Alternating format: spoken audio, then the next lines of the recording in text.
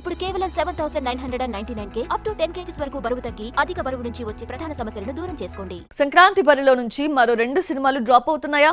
పండగ రేస్లో 7-8 సినిమాలు లెక్క తేలితే చివరికి 5 సినిమాలే మిగిలాయి.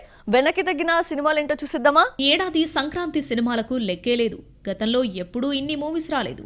గుంటూరు కారం, ఈగిల్, హనుమాన్, సైంధవ్, నా సామిరంగా డేట్స్ కూడా ఫిక్స్ చేసుకున్నాయి. షూటింగ్ పూర్తి కాకపోవడంతో విజయ్ దేవరకొండ ఫ్యామిలీ స్టార్ తప్పుకుంది. మన స్ట్రైట్ మూవీస్ కే థియేటర్స్ లేకపోతే dubbing movies Dhanush, Captain Miller, Sivakarthikeyan, Ayalaan, Rajinikanth, Lal Salaam కూడా తెలుగులో పోటీ పడ్డాయి.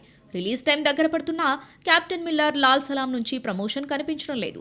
దీంతో పెద్దగా బజ్ క్రియేట్ కావడం లేదు. లాల్ సలాం టీం వెనక్కు తగ్గడమే మేలని భావిస్తుందట.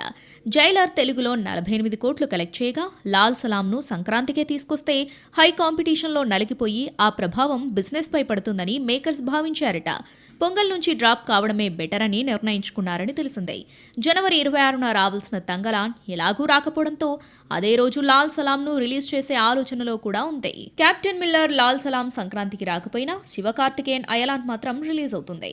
తెలుగులో గట్టి పోటీ ఉండటంతో ఇక్కడ రిలీజ్ చేయడం లేదు. సంక్రాంతికి రావాల్సిన 3 అరవ సినిమాలు డ్రాప్ అయితే పోటీ అంతా 5 తెలుగు సినిమాల మధ్య నడుస్తుంది.